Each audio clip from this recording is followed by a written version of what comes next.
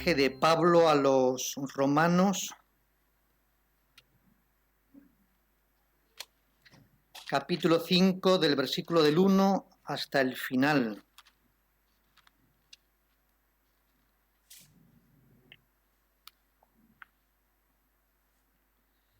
Justificado, pues, por la fe tenemos paz para con Dios por medio de nuestro Señor Jesucristo,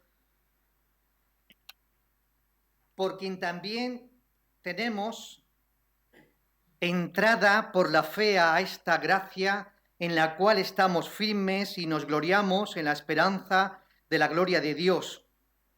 Y no solo esto, sino que también nos gloriamos en las tribulaciones, sabiendo que la tribulación produce paciencia, y la paciencia prueba, y la prueba esperanza, y la esperanza no avergüenza, porque el amor de Dios ha sido derramado en nuestros corazones por el Espíritu Santo que nos fue dado. Porque Cristo, cuando aún éramos débiles, a su tiempo murió por los impíos. Ciertamente apenas morirá alguno por un justo, con todo, pudiera ser que alguno osara morir por el bueno. Mas Dios muestra su amor para con nosotros, en que, siendo aún pecadores, Cristo murió por nosotros. Pues mucho más estando ya justificados en su sangre, por él seremos salvos de la ira.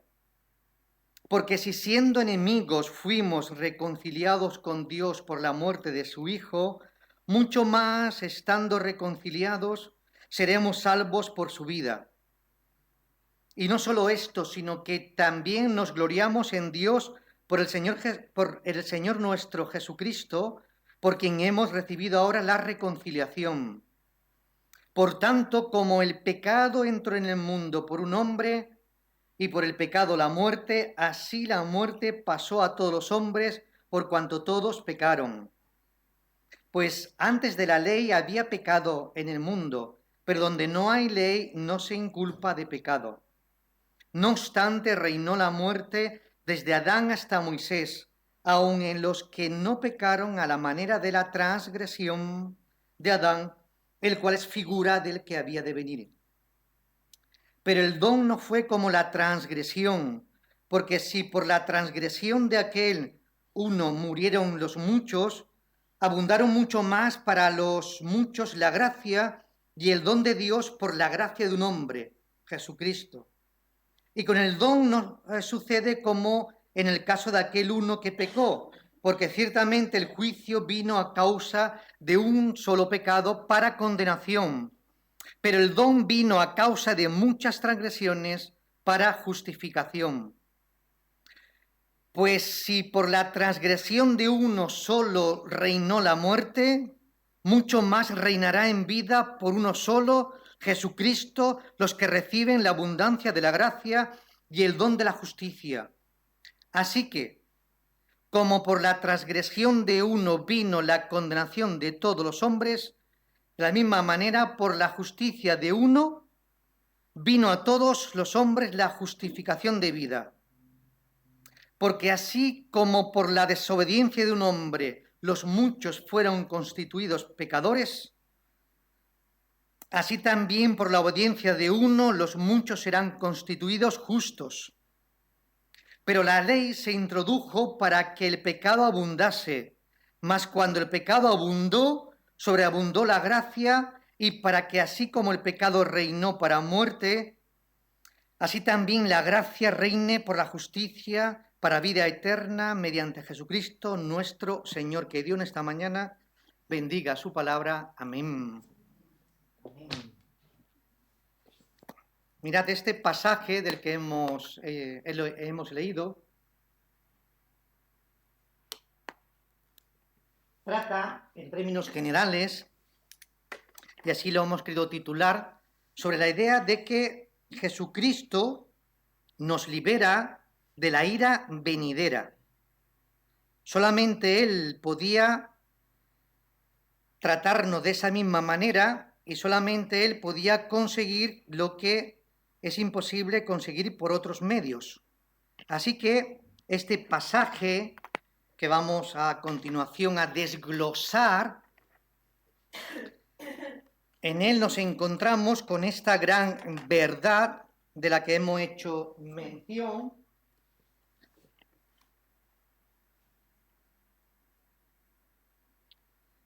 y en el que encontramos, como así hemos dicho, ¿verdad?, que es Jesucristo la persona que Dios utiliza. A ver si encuentro mis apuntes. Tengo tantos. Estamos diciendo que es Dios, ¿verdad?, quien han encontrado la persona, de hecho, es la figura central de toda esta gran verdad. ¿Cuántas hojas hay aquí? ¿Cuántos papeles, verdad? Ahora sí.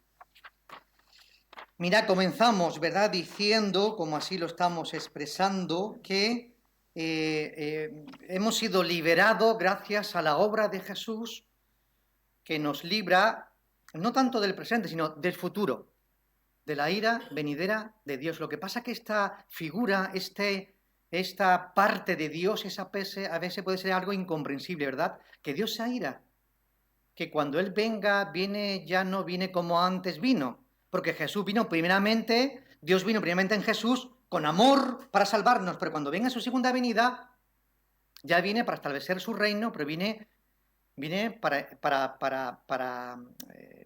establecer su reino y para tratarnos de manera totalmente distinta a como hemos sido tratados en su primera venida. Esto es clave en todo lo que aquí estamos ahora o pretendemos ahora comunicar, ¿verdad? Así que para comprender realmente esta gran verdad es que Dios, que nos ama, quiere librar a todo hombre y mujer de la ira venidera. Esa gran verdad tiene que estar muy presente en nuestro pensamiento, que a pesar de que somos pecadores, a pesar de que somos rebeldes, a pesar de que el hombre sigue rechazando a Dios, a pesar de todos los pesares, Dios quiere liberarlo. Y claro, para entender este amor profundo de Dios, porque Dios es Padre y nos ha creado, ¿verdad? Para comprenderlo, también hay que comprender su amor cuando se comprende la ira de Dios. ¿Es que Dios se puede airar? Sí, Dios está airado.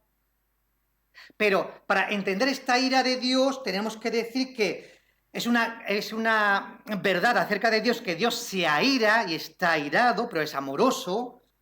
Pero la ira de Dios hay que comprenderla como una reacción de Dios ante toda oposición a la verdad de Dios. ¿Tiene sentido? Dios se aira contra toda oposición a su verdad. Su verdad es Jesús.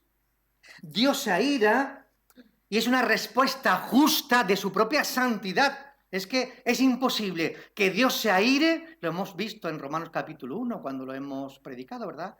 A partir del versículo 18. Es verdad que la ira de Dios se manifiesta contra toda iniquidad que intenta detener la verdad de Dios.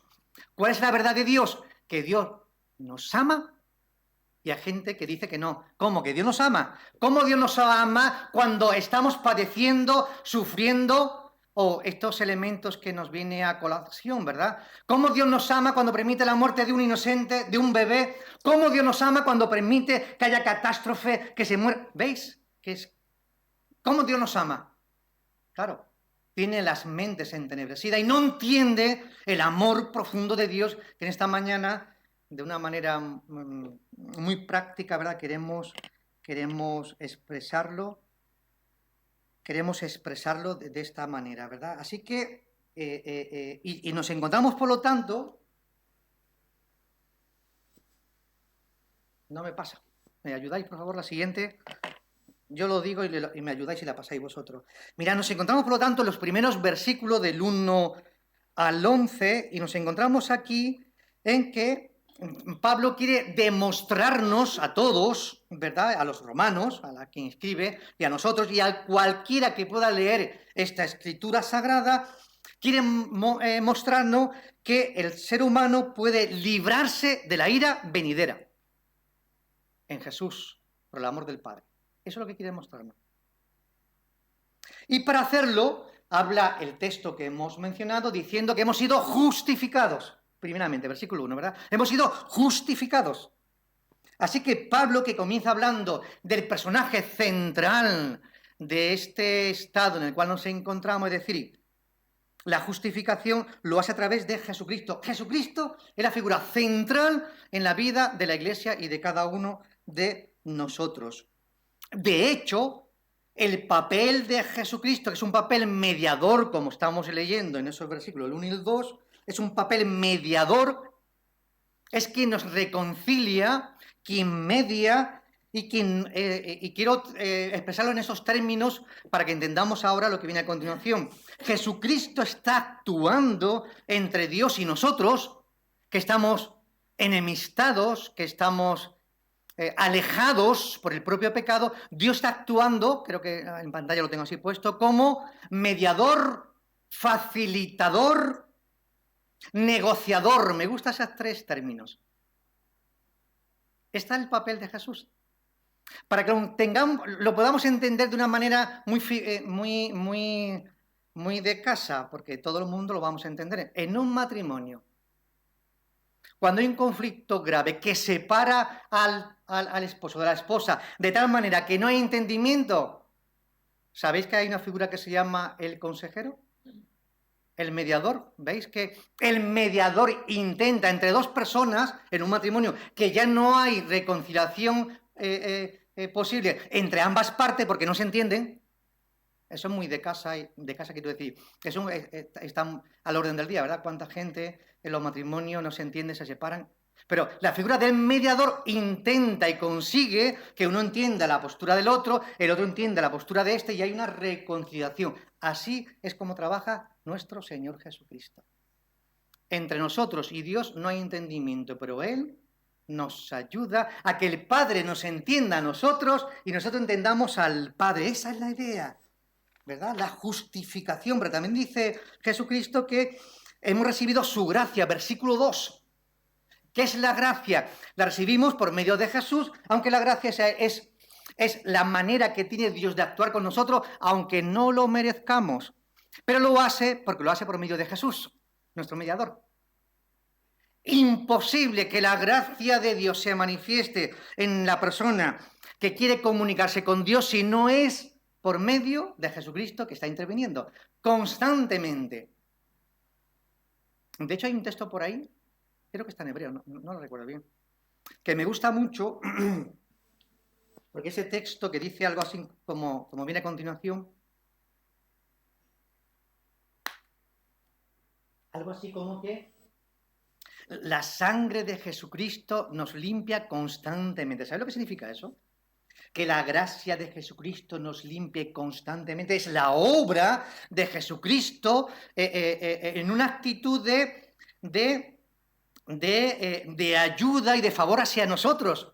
Aquel que cree en Jesús, claro.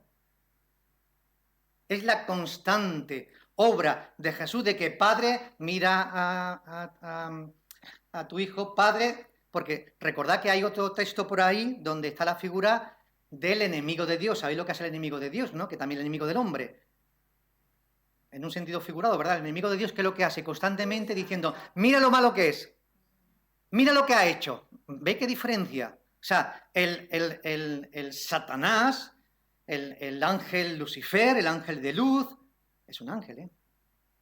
En este sentido, para que lo entendamos, ¿verdad? Si tiene que decirle algo a Dios, le dice, mira cómo se comporta. ¿Veis? Se entiende perfectamente. Mira cómo actúa. Este que es tu hijo, mira lo que está haciendo. Sin embargo, Jesús siempre está constantemente intentándonos justificar delante del Padre. Esta es la obra tan grandiosa que lleva a cabo nuestro Señor Jesucristo. Y esto significa la gracia. Así que Cristo es nuestro mediador. Siguiente diapositiva, por favor. Cristo es nuestro mediador y Pablo dice, ¿verdad?, que esta ayuda que recibimos gracias a un elemento importante, la fe. Si la figura de Dios con nosotros es Jesucristo, la figura o el elemento primordial, no olvidemos esta parte, que el elemento importante entre nosotros y Dios es la fe. Sin fe es imposible agradar a Dios. Es la fe. Es la fe el elemento, ¿verdad?, que nos ayuda, el elemento central para nosotros, los hombres y mujeres, para que no perdamos y tengamos esperanza de cómo Dios nos va a tratar gracias a la obra mediadora de Jesús. Siguiente diapositiva, por favor. Queridos oyentes, lo que estamos diciendo es que Dios, a través de Jesús, nos acepta. Dios, a través de Cristo, te acepta y te recibe. ¡Qué cosa más grandiosa! Gracias a esto, ¿verdad? Dios nos ha recibido gracias a Jesús, pero también gracias a Jesús, Dios nos ofrece, ¿verdad? Nos ofrece la reconciliación y ha trabajado para ello por medio de esta justificación de la que estamos hablando y seguiremos hablando. Siguiente, por favor. Mirad los versículos del 3 al 5. O sea, Pablo a continuación nos va a explicar cómo se manifiesta este amor profundo de Dios. ¿Y sabéis cómo lo hace? Lo hace de una manera maravillosa. Cuando uno lee los versículos del 3 al 5, como hemos leído, se da cuenta que el énfasis puede que esté en las primeras ideas, pero yo saco el énfasis de la segunda idea, es decir, ¿cómo se manifiesta el amor de Dios? Pues el amor de Dios se manifiesta, que estamos explicándolo, ¿verdad? Y lo hace Pablo diciéndolo y explicando desde nuestra debilidad, versículo 3. Y vamos a explicarlo, es decir, ¿cómo se manifiesta el amor? Desde nuestra debilidad. Versículo 3, desde nuestro sufrimiento. Otra cuestión incomprensible, como hemos dicho al principio. ¿Cómo comprender que Dios es bueno si permite todo esto? Pues mirad, somos muy conscientes que en el mundo hay sufrimiento. Sufrimos, ¿verdad?, de todas las maneras y de todo lo posible en este mundo caído en el que nos encontramos. Lo terrible del sufrimiento está muy presente en el mundo. Y en el mundo donde estamos todos, padecemos todos. Y sabemos que la primera causa de este padecimiento fue el pecado, la entrada del pecado en el Edén, que también vamos a hablar a continuación. Esa es la primera causa. Pero es que también, o de esta causa, ¿verdad?, por causa del pecado también, hay una, lo que hemos dicho al principio, hay una resistencia a la voluntad de Dios.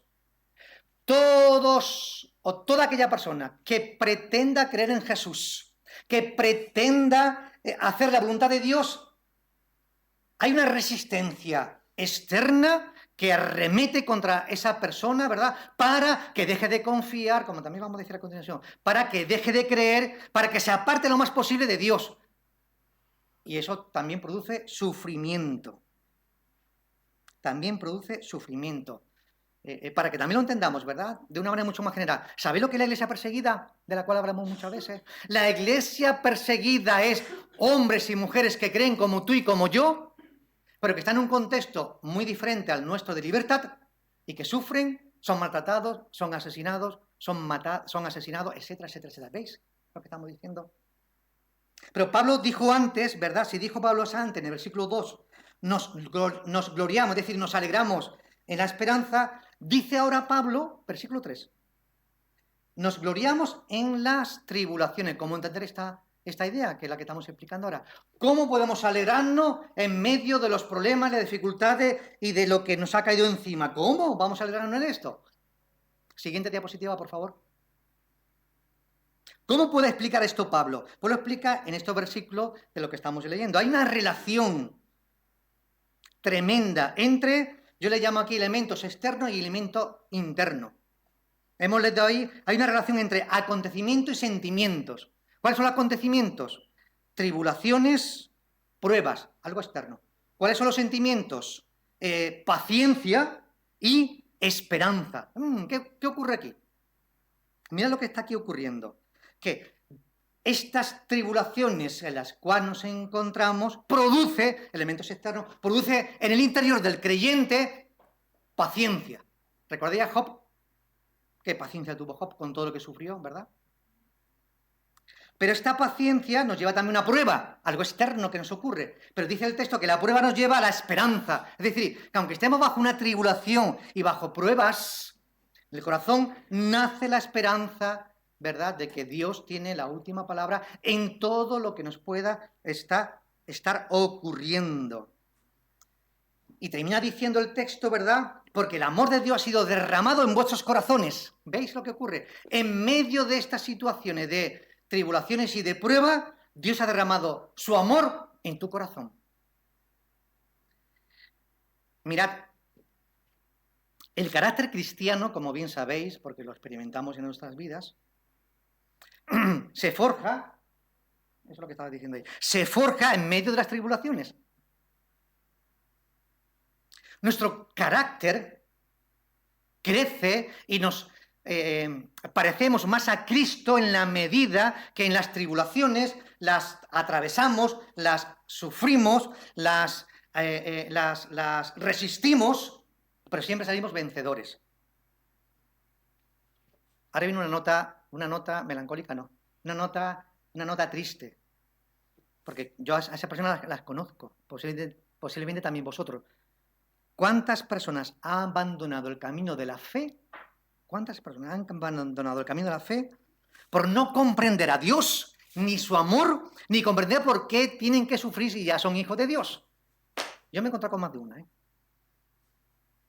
Por lo tanto, si soportamos, si pasamos la prueba y soportamos las tribulaciones, podemos estar seguros de nuestra salvación, porque somos hijos de Dios, porque Dios así nos está tratando. Mira, Pablo...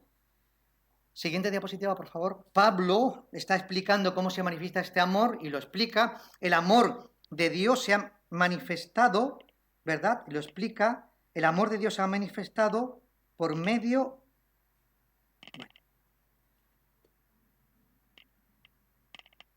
El amor de Dios se ha manifestado por medio de derramar su amor en nuestros corazones que estamos sufriendo. Pero es que Dios también está sufriendo.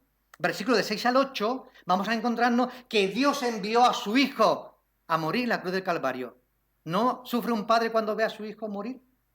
Y iba a decir esto, bueno, ayer viendo la película de Avatar, ¿verdad? De Avatar 2, la segunda parte, que ya hace años que ha salido, ¿verdad? Esa familia, la pérdida de su hijo, ¿cómo no iba a llorar y a padecer que su hijo había muerto? ¿Cómo no? Dios está también sufriendo por la muerte de su hijo, o sufrió, mejor dicho.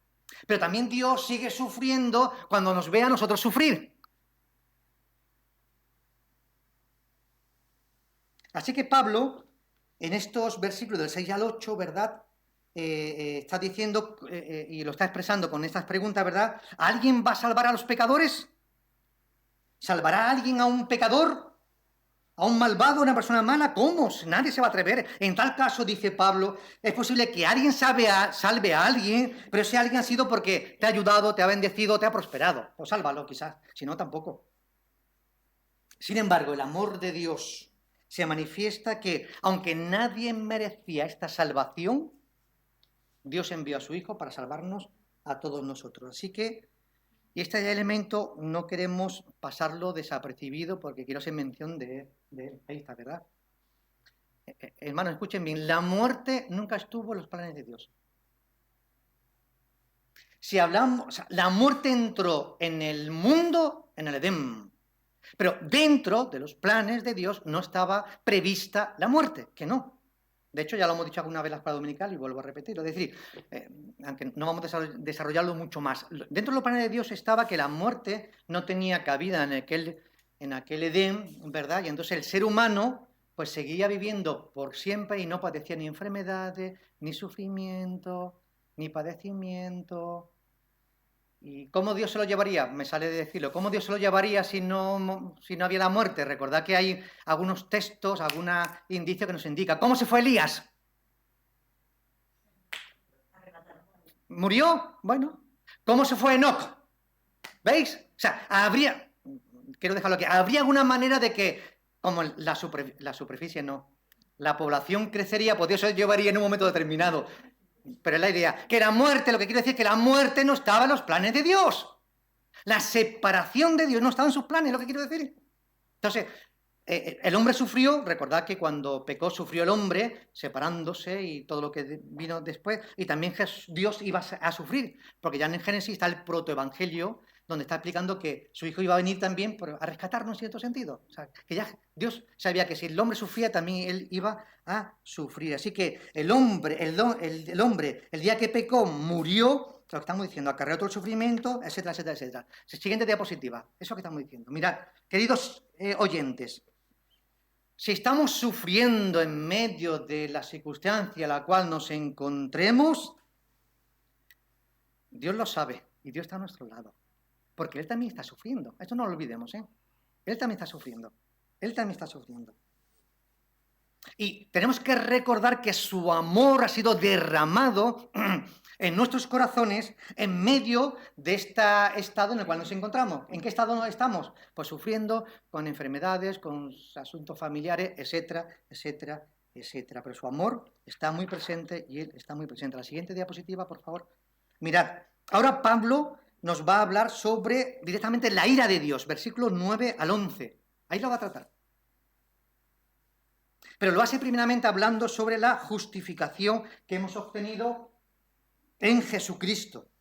Y esa es la idea. En Cristo hemos sido justificados en su sangre, así dice el texto, ¿verdad? Y la justificación y la reconciliación y todo lo que Dios hace al hombre por medio de Jesucristo nos lleva a este estado nuevo de vida en el cual nos encontramos. Y la justificación, no podemos olvidar, que es el estado en el que Dios nos ve a través de Cristo justo, santos, buenos, aunque bueno, no hay ni siquiera uno, ¿vale? Entonces, esa es un poco la idea, ¿verdad? Es decir, que Dios en Cristo nos reconcilió, Dios por la muerte de su Hijo nos reconcilió, pero primeramente nos justificó este hecho importante, ¿verdad? Que lo podamos matizar. Es decir, en el momento que una persona se acerca a Dios por medio de Jesús,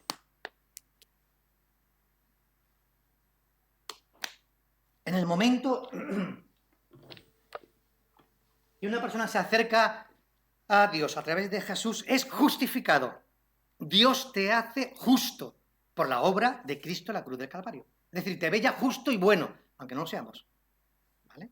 Y luego está este estado de reconciliación en el cual Jesús sigue trabajando y nos sigue ayudando para que continuemos estando reconciliados, ¿verdad? En este estado también de Dios. Por lo tanto, estamos diciendo que Dios por su muerte, la muerte de su Hijo, primeramente nos justificó, seguidamente nos reconcilió y últimamente, que es donde está la centralidad de todo eso, ¿verdad? Nos librará de este destino fatal, final que tienen todos los seres humanos. Esto es importante. Justificó el momento que creemos. Nos reconcilió, sigue actuando como reconciliador entre Él y nosotros. Sigue actuando, pero en el futuro, Cristo, en el futuro, nos librará de esas palabras que he usado que me gusta, que quiero, de ese destino final y fatal, así quiero expresarlo, fatal y final. ¿Por qué quiero expresarlo como fatal y final? Hombre, fatal porque en un mundo caído en el que nos encontramos, el destino de todo ser humano es la separación eterna de Dios. Y como dice la Escritura, que ese lenguaje un poquito, no sé, agresivo, no. Es un poquito no. Este lenguaje es muy ilustrativo y que es muy llamativo, dice la Escritura, y así lo presentó Jesús mismo, el mismo Jesús, que en ese lugar donde van aquellos hombres y mujeres que no quieren creer en Jesús, que rechazan en Jesús, dice el texto que allí será el lloro y el crujir. Es que esa expresión, el crujir y el lloro, algo está pasando ahí. El fuego eterno, esa figura donde Jesús nos presenta y nos explica, significa muy llamativa y una idea para reflexionar, ¿verdad? Que hombres y mujeres, ese es el destino fatal, pero también el final. Pero Cristo, vuelvo aquí, Cristo también cuando ese momento llegue y si aún estamos vivos, Él nos va a librar. Esa es la idea. Él nos va a librar. Así que Pablo cierra esto diciéndose que se alegra, versículo 11, también se alegra en Cristo por esta obra tan preciosa que lleva Él adelante, ¿verdad? Siguiente diapositiva, por favor. Queridos oyentes. Bueno. Cristo es la figura central de nuestra salvación presente y futura. Viviendo distantes, ¿verdad?, de Dios, Cristo intervino para que Dios nos pudiera justificar y para que Dios nos pudiera y para que pudiéramos ser reconciliados. En otras palabras, estando distante a la vida de Dios, Jesucristo consiguió que Dios nos viese como inocentes, aunque no somos inocentes. El único inocente se llama Jesucristo, que murió en la cruz del Calvario. Pero ahora Dios te ve a través de Cristo, se cree en Él y te ve como inocente. Así que Dios nos ve como inocentes y también Cristo ha conseguido que podamos vivir reconciliados y en paz con el Padre, ¿verdad?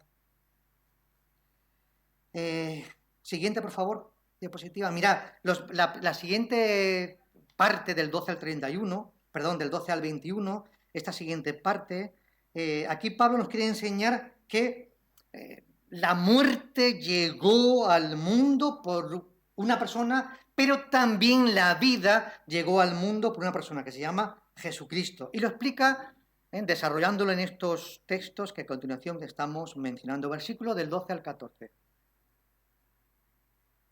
Primeramente, Pablo tratará de explicarnos cómo entró la muerte en el mundo. ¿Y sabéis cómo lo explica? Se va al principio de la creación. Claro, aquí no hay otra manera de hacerlo. Es decir, Pablo nos va a hablar de, esto es muy interesante, en mi propia reflexión, uno llega también a esa conclusión, también vosotros lo compartimos, ¿verdad? Es que Pablo se remonta al principio, ¿verdad?, del siglo XII, para hablar del acto de desobediencia directa contra Dios. Esa es la idea. ¿Por qué digo esto? Porque el pecado sigue estando presente, porque seguimos desobedeciendo a Dios. Pero vuelvo aquí a esta idea que a mí me hizo pensar y reflexionar. Y ahora voy a intentar también compartirlo con vosotros. Mirad. O sea, este pecado tiene sus consecuencias muy graves, como todos sabemos y aquí vamos a mencionar, pero también es que es un acto de desobediencia directa de Dios. Es decir, os he dicho de otra manera, si Dios le dijo a Adán y Eva que este jardín tan precioso que había creado era para que ellos disfrutaran, y solamente le dio un mandamiento, un solo mandamiento, una sola orden, pero de este árbol que está en medio del huerto, de él no comáis, porque el día que comáis conoceréis el bien y el mal. Fue una orden directa. Haced lo que queráis, vivir como bien queráis, podéis disfrutar, pero de este árbol no comáis. Es decir, que este acto de desobediencia tiene la gravedad de que fue un acto de rebeldía directa a la palabra de Dios. Es que estaba meditando en el primer libro de Samuel, la vida de David, de Saúl, en algunas circunstancias, y también llega a estas conclusiones, ¿no?, de que seguimos desobedeciendo, hermano. Pero escuchen bien. Seguimos desobedeciendo. ¿Por qué? Porque somos pecadores. Y en la Biblia tenemos todos los consejos de Dios, ¿sí? Que son muchos. Mirad que hasta los judíos, los hebreos, el pueblo ha creado su propio cuerpo para intentar obedecer la palabra de Dios y se han despistado, ¿verdad? Aquí hay muchas cosas que Dios nos dice que obedezcamos. Escucha bien. Pero si Dios a ti te ha dicho una cosa, es una palabra directa de Dios para tu vida. Si tú entiendes que Dios te ha dicho a ti algo personal, no le desobedezcas. ¿Se entiende lo que estoy explicando? En la Biblia yo leo que tengo que vivir con santidad, que tengo que obedecerle, Pero si en un momento determinado, en tu tiempo devocional, Dios te trata como hijo de manera personal, Dios te dice a ti algo que toma tu corazón, que te impacta, que tú dices, esto es de Dios, por favor, no le desobedezca. Porque la desobediencia a un mandato directo de Dios a tu vida tiene consecuencias. No lo había explicado mucho más, pero en mi vida personal, en 2 momentos, o 3, bueno, no me importa tanto, entendí de algo muy directo de Dios a mi corazón y lo obedecí, porque si no tenía consecuencias graves. O sea, me di cuenta ahora de las consecuencias graves, pero en aquel momento mi intención es ver que Dios me dice algo en el corazón, Señor, esto es lo que tú me dices, creo y lo obedezco, y lo obedecí. Por lo tanto, hermanos y hermanas, no desobedezca algo que Dios directamente te haya dicho a ti, a tu corazón. Así que eso es lo que nos encontramos aquí, ¿verdad? El paso de la muerte a la vida, cómo entró, así Pablo lo describe, ¿verdad?, este versículo, y Adán, por lo tanto, en este primer acto de desobediencia directo a lo que Dios había mandado, permitió que entrase la muerte en el mundo. ¿Por qué fue tan trágico? Porque desde entonces, y fue trágico porque desde entonces el hombre comenzó a desobedecer a Dios. O sea, la tragedia, lo que se llama, la tragedia de aquel primer pecado que fue una rebeldía directa, es como si tu padre dice a ti, no lo hagas, y tú lo haces. Si tu padre no te dice nada y tú cometes algunas infracciones, que no es lo mismo, a eso me estoy refiriendo, no es lo mismo. Entonces, desde ese momento el ser humano comenzó a desobedecer a Dios y a hacer cosas malas. Es decir, que este primer hombre y Adán y Eva que pecaron ante este mandato de Dios, la nueva generación, en el ADN de la nueva generación, ¿sabéis lo que se transmitía? Es que lo hemos explicado, pero es bueno que lo expliquemos. La tendencia a pecar. O sea, Dios nunca te va a juzgar a ti por el pecado de Adán y Eva, pero Dios te va a juzgar a ti en este momento por lo que tú conoces de Dios y no le estás haciendo caso. Es decir, desde entonces tenemos ahí a Adán y Eva y sus hijos. ¿Qué pasó con Caín y Abel? Dos hermanos que se pelean y se matan. Caín mató a Abel. Ya estaba en el ADN la tendencia a pecar, pero también dice el texto, y muy a propósito lo dice, el pecado está a la puerta llamándote. Si tú quieres, ¿qué dice el texto? Lo puedes dominar. O sea, Caín, si tuvo la posibilidad de no haber matado a su hermano, pero lo quiso hacer. ¿Veis lo que estamos diciendo? Volvamos aquí. Así que es lo que estamos diciendo. Pablo pretende decirnos que el pecado trae consigo la muerte y por lo tanto desde entonces reina la muerte en el mundo. Pero también el resto de los hombres, que aunque los hombres no pecaron directamente con un mandamiento de Dios, los hombres siguen pecando por la tendencia que tenemos a desobedecer a Dios de los cielos. Esa es un poco la idea, ¿verdad? Siguiente diapositiva, por favor. Así que, queridos oyentes, reconocemos la condición de caída a la cual nos encontramos, que afecta a todos los hombres y mujeres, y por lo tanto eso nos recuerda que merecemos un libertador, y Jesús ha tomado este papel. Valoremos la gravedad del pecado. El pecado tiene siempre consecuencias devastadoras. Busquemos la vida de santidad, busquemos agradar a Dios en todo. Tenemos que entender que si Adán fue la figura representativa de la humanidad, ¿verdad? Ahora en Jesucristo tenemos la parte contraria. Si con Adán vino la transgresión y la caída y afectó a todo hombre y mujer, en Cristo revertió esta condición. Aunque yo tengo aquí un verbo que me gusta más. Reventó, un poco más. Reventó, decir que si con Adán vino la muerte y el reinado de la muerte, con Cristo, que reventó esta situación, viene con él, ¿verdad?, las consecuencias de una vida que podemos tener en Jesucristo. 15:17. Habla ahí, siguiente diapositiva, por favor, de la incomparabilidad de la gracia de Cristo frente al pecado. Es lo que estamos diciendo, ¿verdad? Y lo expresamos de esta manera. Es decir, que Pablo continúa hablando de que no se puede comparar. Aunque parece que hay algo comparativo entre Adán y Cristo, entre el pecado de Adán y la obra de Cristo, que no se puede comparar. No son comparables. O sea, el delito de Adán y las consecuencias de Adán no se puede comparar con la obra de Cristo ni con las consecuencias tan transformadoras, ya lo he dicho, pero vamos a ahondar en eso que me encanta. No se puede comparar con la obra de Cristo ni con la transformación que produce en la vida del ser humano. No se puede comparar. No se puede comparar. Sin que por la gracia somos justificados. Es decir, por el pecado de uno vino la condenación de todos. Y por la obra de uno vino la salvación de todos y vino la justificación de todos nuestros pecados. Esto es interesante también comentarlo ahora mismo. Mira, hay el pecado en minúscula y el pecado... En minúscula no, sí, perdón. El pecado singular y el pecado en plural. Cuando se habla en la Escritura, bueno, para que lo entendamos, si hablamos del pecado en singular, el pecado es muy diferente a los pecados. ¿Qué es el pecado en singular? Tenemos que entender que el pecado en singular es... ¿Ese soy yo? Pues sí, soy yo. Mira que tengo puesto lo del avión. El pecado en singular es el rechazo a la obra de Jesús. Es el pecado en singular. Pecado en singular significa rechazar a Dios, ¿no? Y entonces tiene que venir Jesús para salvarte. Y los pecados tienen que ver con aquellos actos de desobediencia que seguimos cometiendo hasta el día de hoy. Esa es la diferencia entre uno y otro. Mirad. Estamos diciendo que no se puede comparar, ¿verdad?, esta situación, porque es incomparable. Y lo que estamos diciendo es que hay una gran diferencia entre las consecuencias del pecado y las consecuencias de la gracia.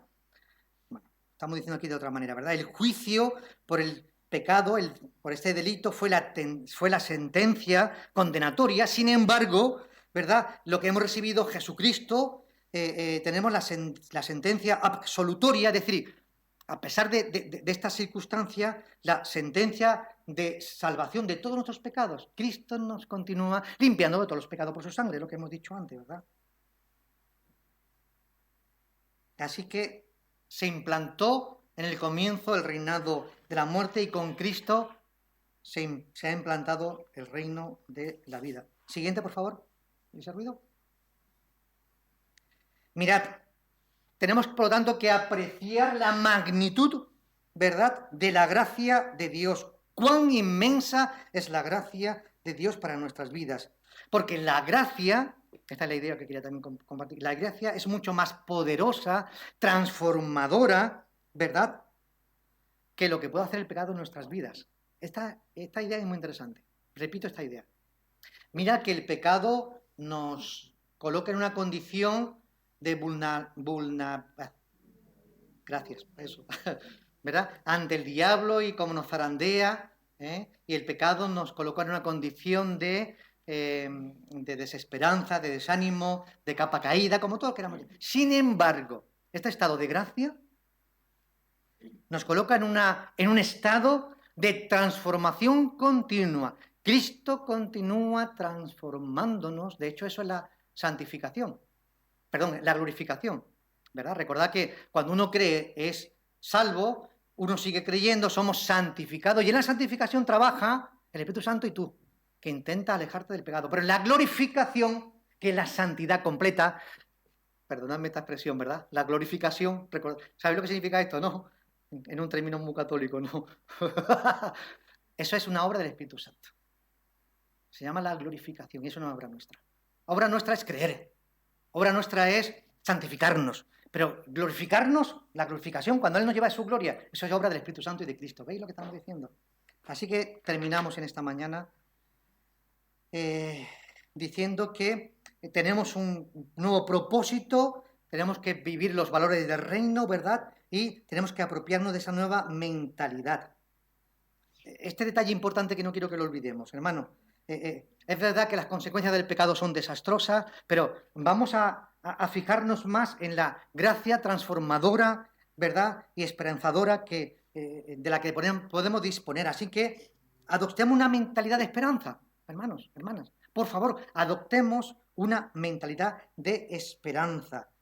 No lo veas todo perdido. Esta nota es importante. No lo veas todo perdido. Lo que está a tu alrededor, no lo veas todo perdido. Ni en tu propia vida, cosa con la que estás tú luchando posiblemente, aunque luego vamos a hablar de eso, que es la Santa Cena. No lo veas todo perdido. Lo que está a tu alrededor, en tu propia vida, en tu familia, con tus familiares, no lo veas todo perdido. Siempre hay esperanza. Mirad los versículos del 18 al 21, Pablo lo que hace un resumen. Yo también lo voy a hacer. La siguiente, por favor, es el resumen. Este resumen que encontramos, ¿verdad?, que también lo encontramos en los versículos 18 y 21, es decir, repite lo mismo que está diciendo Pablo, pero ¿cómo lo dice? Por el delito de uno, la condenación de todos. Por la fidelidad de otro, el delito de uno, Adán y Eva, ¿verdad? Por la fidelidad de otro, Jesucristo, la salvación de todos. Por el pecado de uno se implantó el reinado de la muerte. Por la obra de otro llegó el reino de la vida. Y última diapositiva. Gracias, ahí terminamos ya. Queridos hermanos y hermanas, terminamos con esto. La liberación del ser humano, de cualquier ser humano, llega creyendo en Jesucristo. La liberación de cualquier hombre y mujer puede ser obtenida gracias a la obediencia que Cristo ha llevado a cabo. Por lo tanto, el destino final, fatal, y fatal para cualquier persona que crea en Jesucristo, tiene que tener la certeza indudable, ¿verdad?, de que Cristo te va a librar de la ira venidera de su Padre. Porque cuando Dios venga, cuando Cristo,